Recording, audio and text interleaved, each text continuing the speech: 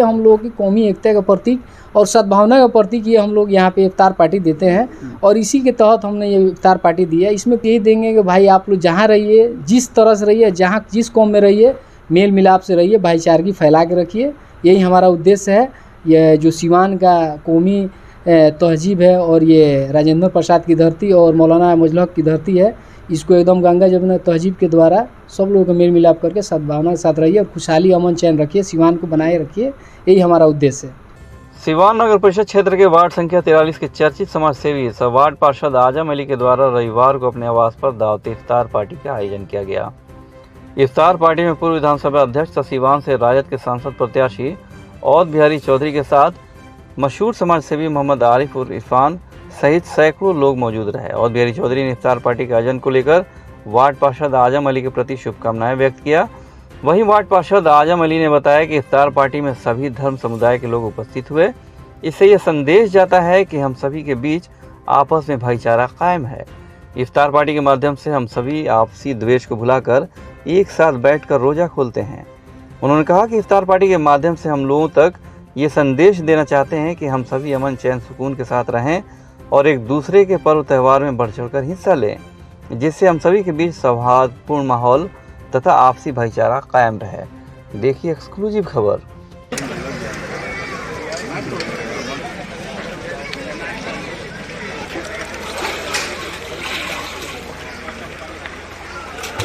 ये सबसे पहले तो आप मीडिया बंधु लोगों को तहे दिल से धन्यवाद देते हैं और शुक्रिया करते हैं कि यहाँ पे आपने आने का काम किया।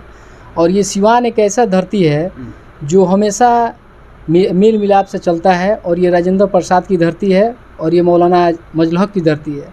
तो इसी उद्देश्य से हमने जो भी अपना प्रोग्राम करते हैं इसी उद्देश्य से करते हैं कि जो भी लोग आए गंगा जमुना के तहजीब दिखाए यहाँ पे। और हम लोगों ने देखा अपने हर तबके के लोग और हर कौम के लोग हमारे यहाँ आते हैं और हम लोग सब लोगों से मिल के और भाईचारे के साथ हर पर्व मनाते हैं लोग। अभी इससे हाल फिलहाल में हम लोग होली मनाए और इसके बाद से हम लोगों ने ये इफ्तार का पार्टी दिया।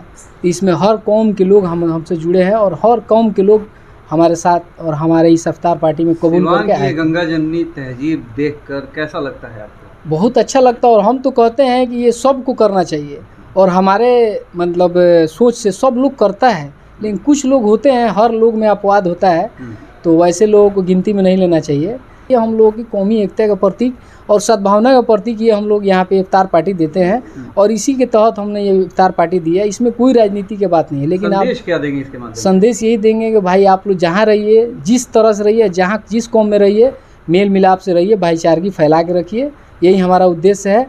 ये जो सिवान का कौमी तहजीब है और ये राजेंद्र प्रसाद की धरती और मौलाना मजलू हक की धरती है, इसको एकदम गंगा जमुना तहजीब के द्वारा सब लोगों को मेल मिलाप करके सद्भावना के साथ रहिए और खुशहाली अमन चैन रखिए, सिवान को बनाए रखिए।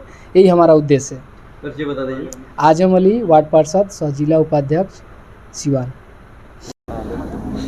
रमज़ान का पवित्र महीना है और आजम अली के द्वारा लक्ष्मीपुर में इफ्तार पार्टी का आयोजन किया गया है। इन्होंने बहुत लोगों को आमंत्रित किया, हमें भी आमंत्रित किए थे और मैं इनके यहाँ आया हूँ। बड़े तादाद में रोजेदार लोग भी इसमें सम्मिलित हुए। मैं अपने तरफ से तमाम इस इफ्तार पार्टी में सम्मिलित जो लोग हुए हैं उनको बहुत बहुत मुबारकबाद, शुभकामना देता हूं कि सभी लोग एकता एकजुटता के परिचय देते हुए यह कार्यक्रम जो है आपसी भाईचारा, प्रेम, व्यवहार का सीख पढ़ाता है और हम तमाम लोग एक रहें, एकजुट रहें और शांति के लिए, सद्भावना के, भाईचारा के लिए हम काम करते रहें। तो ये मिलना जुलना एक बहुत ही अच्छा, माने ये जो कार्यक्रम होता है बहुत अच्छा कार्यक्रम है। मैं भी बहुत बरसों कराया हूँ, लेकिन इस बार तो आचार संहिता की वजह से हमारा कार्यक्रम बंद है।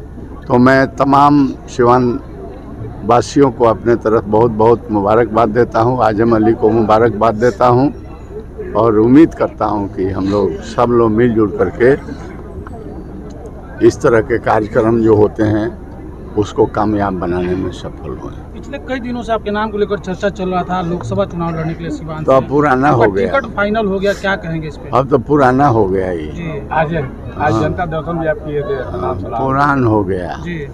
तो टिकट तो मुझे परसों ही मिल गया। और टिकट क्या मिल गया, टिकट तो हम बहुत दिनों से जानते थे कि मिलेगा, लेकिन हम कहते थे, आप लोग पूछते थे कि आला कमान के द्वारा, हमारे लीडर के द्वारा जो भी आदेश होगा उसी का मैं पालन करूँगा। मैंने कभी नहीं कहा कि मतलब नहीं मैं चुनाव लड़ूंगा, ऐसा कैरेक्टर मेरा नहीं रहा है। तो टिकट मुझे मिला है और आज से मैं क्षेत्र का भी, सिवान प्रखंड के बहुत सारे गांवों का, मैं बाज़ारों का मैं भ्रमण किया हूं। कल भी मेरा प्रोग्राम है और ये प्रोग्राम चलते रहेगा। लोगों को मैं प्रणाम सलाम कर रहा हूं और लोगों से कहता हूं कि आप लोगों से आशीर्वाद मांगने आया हूं और मैदान में जितने प्रत्याशी लोग आए हुए हैं, आप लोग एक बार आकलन कर लीजिए और आपके आकलन में अगर मैं भी सही उतरता हूं तो मुझे आशीर्वाद दीजिए। मैं लोकसभा में जा कर के और सिवान के सभी समस्याओं को पुरजोर उठाऊंगा।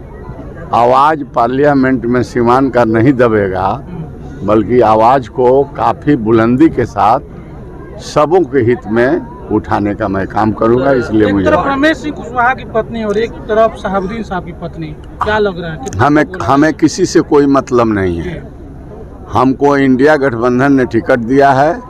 हम जनता के बीच जा कर के लोगों से कह रहे हैं कि आप मुझे मदद कीजिए, मैं आपका सेवक हूँ, सेवक बन के रहूँगा और पहले से सेवा करते रहा हूँ। शांति, सद्भावना, एकजुटता, आपसी भाईचारे को मजबूत करने के लिए जब से राजनीतिक होश हुआ है तब से मैं काम करते रहा हूँ।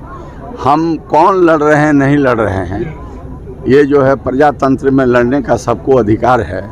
हम किसी के बारे में कुछ नहीं कहेंगे, हम किसी का एक लाइन शिकायत भी नहीं कर सकते, इसलिए कि इलेक्शन का जो प्रोटोकॉल है उसमें किसी के बारे में कहना क्या है। हम अपने नीति और सिद्धांत के बारे में लोगों से कहेंगे और लोगों से, लेकिन एक बात ज़रूर हम कहते हैं कि जो भी मैदान में चुनाव लड़ने वाले कैंडिडेट आए हैं, आप उसको थोड़ा सा बढ़िया तरह चिंतन मनन आप लोग कीजिए मतदाता भाई। और लगता है कि मेरे अंदर क्षमता है कि मैं तमाम समाज के सभी वर्ग के भाई को बिटोर करके मैं सिवान के चौमुखी विकास कर सकूं और सबके दुख सुख में सम्मिलित हो सकूं। अगर ऐसा हम में गुण आप पाते हैं सिवान जिला के सभी वर्ग के मतदाता बंधु, चाहे शहर हो देहात हो, तो मुझे एक बार आप आशीर्वाद दीजिए। मैं नेता बन करके नहीं, आपके सेवक बनकर काम करूँगा। आपसी एकता और सौहार्द की बात कर रहे हैं, दूसरी तरफ बीजेपी लगातार ये दावा कर रही है कि 400 सीट इस बार लेके आएंगे। देखिए जी, अब इसी को तो सोचना है कि वो लोग 400 से ऊपर क्यों मांग रहे हैं, 400 से ऊपर क्यों मांग रहे हैं। तो मीडिया के भाइयों से भी कहेंगे और तमाम सिवान वासियों से, बिहार वासियों से कहेंगे कि उनके मन में इतना ज़बरदस्त काला है, वो कुछ नया करने के तैयारी किए हुए हैं, इसीलिए वो 400 से ऊपर मांग रहे हैं। लेकिन समाजवादी विचारधारा के लोग हैं और बिहार में, इस देश में लालू प्रसाद यादव मरा नहीं है, आज भी जिंदा है और उनका पुत्र तेजस्वी प्रसाद यादव आज भी पूरे निगाह लगा करके बैठा हुआ है। हर दृष्टिकोण, हर चीज़ पर उनकी दृष्टि है। इसलिए इसको गंभीरता से, तो मैं कहूँगा कि भाई 400 से ऊपर मांग रहा है तो जितने लोग हैं वो गंभीरता से सोचें कि काहे को मांग रहा है, पेट्रोल डीजल 400 वो काहे को मांग रहा है, इसको सोचिए, काहे को मांग रहा है इसको सोचिए। लेकिन मैं समझता हूँ कि जहाँ हम लोग हैं, सिवान के धरती जो है ये बड़े सूझबूझ की धरती है, यह राजेंद्र बाबू की भूमि है प्रथम राष्ट्रपति, देश की आज़ादी के बाद प्रथम राष्ट्रपति, और मौलाना मजरुल हक साहब के कर्म भूमि है। ऐसे सोचने वालों का जो चाहेगा कि हम लोग खंड खंड तोड़ दें, उनका दाल गलने वाला नहीं है। और हम लोग भी सीवान में जिंदा हैं। हम लोग हर तरह के शांति के लिए जितना हम लोगों को काम करना होगा या संविधान को बचाने के लिए जितना संघर्ष करना होगा, कभी भी आदमी पीछे नहीं हटेगा।